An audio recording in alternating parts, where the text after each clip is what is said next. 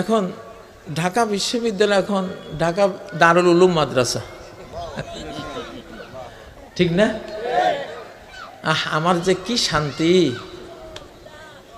যদি বাবারে নির্বাচন একখান হয় তাহলে বাংলাদেশ সহ সারা বিশ্ব একটা মানব জাতির মহা সাইক্লোন দেখবে ইনশাআল্লাহ। আকাশের টানে সমস্ত আত্মাগুলি গিয়া কোরআনের বাক্সে পড়বে ইনশাআল্লাহ। বিশ্বাস করতে কষ্ট হয়, অনেকের কষ্ট হয়। কষ্ট হয় দেখি আল্লাহ 4টা এক্সাম্পল দিয়েছে, ডাকসো, জাকসো, রাকসো। যারা জিতেছে তারাও কল্পনা করে নাই যে এটা কি, ঠিক না?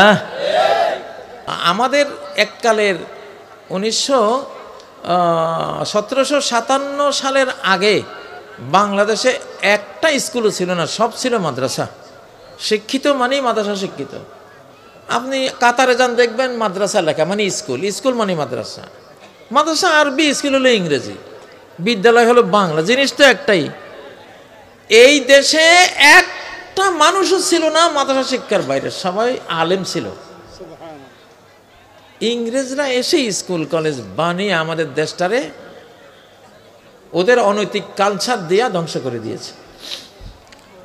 আমি বহু স্কুল, বহু কলেজে এখন যাই, দেখি ওই কলেজে যে জমি, অনেক জমি, মনে করি এত জমি এ কলেজে দিল কে? কয় যে হুজুর এটা তো আগে আলিয়া মাদ্রাসা ছিল, তখন মানুষ আখেরাতের মুক্তির জন্য প্রচুর জমি জমা অক্ষ করে দিয়েছে। এটা সেই মাদ্রাসাটাই এখন কলেজ নামে। তো ইনশাআল্লাহ এইবার সময় হয়েছে, সকল কলেজ বিশ্ববিদ্যালয় এবার মাদ্রাসা হবে ইনশাআল্লাহ। বড় মিয়াই যখন মাদ্রাসা হয়ে গেছে, ছোট মিয়ার আর খবর কি, ঠিক না? বড় মিয়াকে ঢাকা বিশ্ববিদ্যালয়, আল্লাহু আকবার। এতে কি জাতির ক্ষতি হবে না লাভ হবে?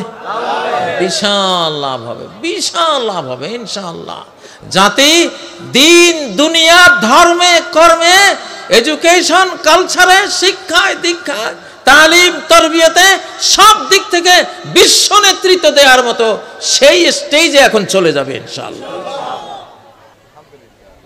জামিয়া কাসিমিয়ায় 35 বছর আমি হাদিসের প্রধান শিক্ষক মুহাদ্দিস ছিলাম। আমার ছাত্র আমাকে জিজ্ঞাসা করতো যে হুজুর, ঢাকা বিশ্ববিদ্যালয়ে গেলে তো দাড়ি কাটা লাগে, নামাজ পড়া যায় না, তারপরে টাকনুর উপরে প্যান্ট পরলে ওরা ধরে, দাঁড়িয়ে রাখলে তো নিয়ে মেরে ফেলে, গুম করে ফেলে, কি করব? তা আমি বুদ্ধি দিতাম, তোরা চুল রাখবি একবারে ঝাঁকা, মস্তানি চুল রাখ, তারপরে শার্ট প্যান্ট তো আছেই,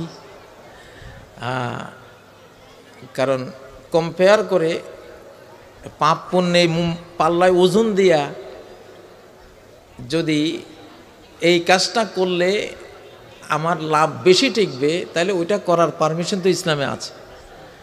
ওদেরকে বললাম, তোরা মাঝে মধ্যে পুলিশ দাওয়া দিছে, তখন পকেটে সিগারেটের প্যাকেট রাখবি, সিগারেট হাতে করে দৌড় দিস, খাইস না, সিগারেট খাইস না কোনো সময়, হাতে রাখি দৌড় দিস।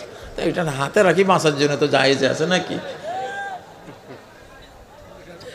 এসএম জাকির তো আমার ছাত্রলীগের যে সেক্রেটারি জেনারেল ছিল, মন্ত্রীর মতো চলতো, হাসিনার ডান হাত ছিল যে এসএম জাকির, তা আমার ছাত্র, এটা জামিয়া কাসিমিয়ার ছাত্র। শত্রুর ভিতরে কিভাবে কাজ করতে হয় ইসলামে কি এটা আছে না নাই? আহজাব যুদ্ধের মোড় ঘুরে দিয়েছে একজন সাহাবী নুআইম ইবনে মাসউদ রাদিয়াল্লাহু তাআলা। তিনি যে মুসলিম হয়েছে ওরা কেউ জানতো না। উনি বললেন, ইয়া রাসূলুল্লাহ, আপনি আমাকে ইহুদি অবস্থায়, ইহুদি সেজে ওদের ভিতরে কাজ করতে যদি পারমিশন দেন, তো আমি এমন একটা চালবো যুদ্ধই শেষ হয়ে যাবে। তো নবীজি বললেন, ঠিক আছে, তুমি ইহুদিয়ে থাকো, ওরা বুঝুক যে তুমি ইহুদি।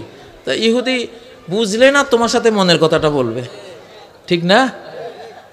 তা ইহুদির বেশ ধরে, ইহুদির আইডেন্টিটি নিয়েই উনি, এটা লম্বা ইতিহাস আমার বলার আজকে সময় নাই, এমন একটা চাল উনি চেয়েছিলেন, গোটা যুদ্ধের পরিস্থিতি পরিবেশ পাল্টে দিয়েছিলেন। এবং কুরাইশদের পরাজয় হয়ে গেছে, কুরাইশে আর ইহুদিয়ে এমন শত্রুতা হয়েছে, ইহুদি আলাদা হয়ে গেছে, কুরাইশ আলাদা হয়ে গেছে। তো আলহামদুলিল্লাহ সেই ঢাকা বিশ্ববিদ্যালয়ের কথা মনে পড়ে। আমার ছাত্র এরশাদ, আমার ছাত্র একটা ছিল জনি, একটা এই যে এস.এম. জাকির, আরো অনেকের বড় বড় পদে, অনেক বড় বড় পদে ছিল। তো ওরা ওইসব পদ নিয়েছে তো আল্লাহর জন্য। এখন আজকে হয়তো আমাকে আবার তুলোধুনা করে নাকি, হুজুররা তো আছে অনেকেই, তো না, কোরআনের দলিল আছে। وقال رجل مؤمن من آل فرعون, ফেরাউনের পার্লামেন্টারিয়ান একজন, ফেরাউনের পার্লামেন্টারিয়ান হিসেবে ওই পরিচয়ে ফেরাউনের সামনে ছিল। কিন্তু লোকটা কার? মুসা আলাইহিস সালামের। লোকটা কার? ওই পার্লামেন্টারিয়ানের নামে একটা সূরাই বরাদ্দ দিয়েছেন আল্লাহ তাআলা কোরআনে, সূরা আল মুমিন। সূরা আল মুমিন। উনি যে ইমানদার, ফেরাউনে বুঝতে পারে না। আল্লাহু আকবার। ফেরাউনের মতো ওই দুর্দান্ত কাফের বেঈমান, সে বুঝতে পারে না, বুঝতে দেন নাই, কারণ গেট আপ সেট আপ সব ফেরাউনের, অথচ পাক্কা ইমানদার।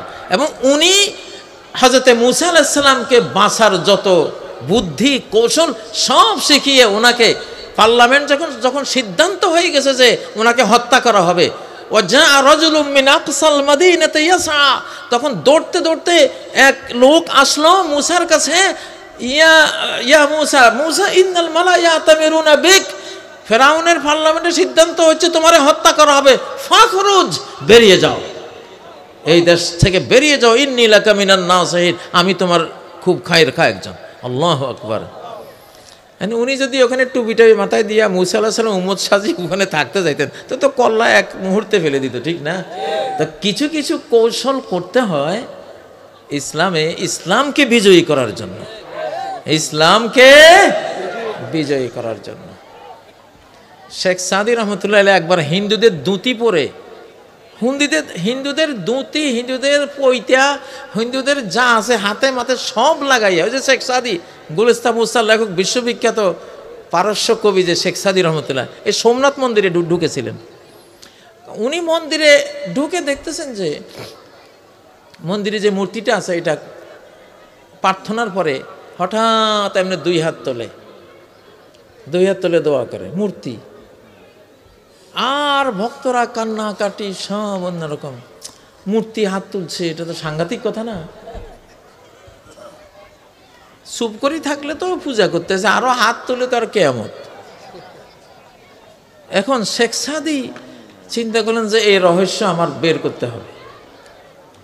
পরে উনি তো একেবারে এমন ব্রাহ্মণ সাজলেন শেখ সাদি, ধুতি পরা শেখ সাদি, এমন বিশ্বস্ত হলেন মন্দিরের সবার কাছে, সবাই ওনাকে প্রধান ব্রাহ্মণ বানাইয়া মন্দিরের চাবি শুদ্ধা ওনার কাছে দিয়া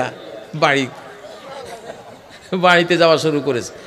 এক রাত্রে উনি, হ্যাঁ এইবার আমি রহস্য বের করব, কোথায় কি আছে, ফাঁক ফোকর কোথায় কি আছে, ইঁদুরের মতো খুঁজতে শুরু করছে। রাতে সবাই চলে যাওয়ার পরে এক জায়গায় দেখে যে একটা গেট ছোট্ট, ঢুকলেন ওইখান থেকে, দেখে যে আবার বাঁকা হয় আরেক দিকে যাওয়ার আছে, ঢুকলেন ওইখানে, আরেক দিকে আবার মোড় আছে, ঢুকলেন ওইখানে।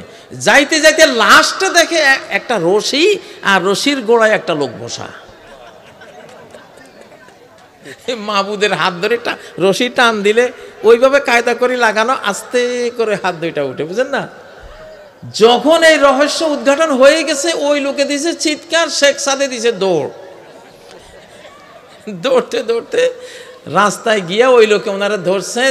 তো উনিও তারে ফাঁসাড়িয়া ফাঁসে একটা কূপের ভিতরে ফেলে একটা পাথর চাপা দিয়ে উনি ভাগছে, ওখান থেকে সোজা ইয়ামান চলে গেছে। আল্লাহু আকবার। কাহিনীগুলি বলতেছিলাম মাদ্রাসার থেকে, ঠিক না? তো ইনশাআল্লাহ আমাদের এককালের 1757 সালের আগে বাংলাদেশে একটা স্কুলও ছিল না, সব ছিল মাদ্রাসা। শিক্ষিত মানেই মাদ্রাসা শিক্ষিত। আপনি কাতারে যান দেখবেন মাদ্রাসা লেখা মানে স্কুল, স্কুল মানে মাদ্রাসা, মাদ্রাসা আরবি, স্কুল হলো ইংরেজি। বিদ্যালয় হলো বাংলা, জিনিস তো একটাই। এই দেশে একটা মানুষও ছিল না মাদ্রাসা শিক্ষার বাইরে, সবাই আলেম ছিল। ইংরেজরা এসে স্কুল কলেজ বানিয়ে আমাদের দেশটারে ওদের অনৈতিক কালচার দিয়া ধ্বংস করে দিয়েছে। আমি বহু স্কুল, বহু কলেজে এখন যাই, দেখি ওই কলেজে যে জমি, অনেক জমি, মনে করি এত জমি এ কলেজে দিল কেউ, কয় যে হুজুর এটা তো আগে আলিয়া মাদ্রাসা ছিল, তখন মানুষ আখেরাতের মুক্তির জন্য প্রচুর জমি জমা অক্ষ করে দিয়েছে। এটা সেই মাদ্রাসাটাই এখন কলেজ নামে। তো ইনশাআল্লাহ এইবার সময় হয়েছে, সকল কলেজ বিশ্ববিদ্যালয় এবার মাদ্রাসা হবে ইনশাআল্লাহ। বড় মিয়াই যখন মাদ্রাসা হয়ে গেছে, ছোট মিয়ার আর খবর কি, ঠিক না? বড় মিয়াকে ঢাকা বিশ্ববিদ্যালয়, আল্লাহু আকবার। এতে কি জাতির ক্ষতি হবে না লাভ হবে? বিশাল লাভ হবে, বিশাল লাভ হবে ইনশাআল্লাহ।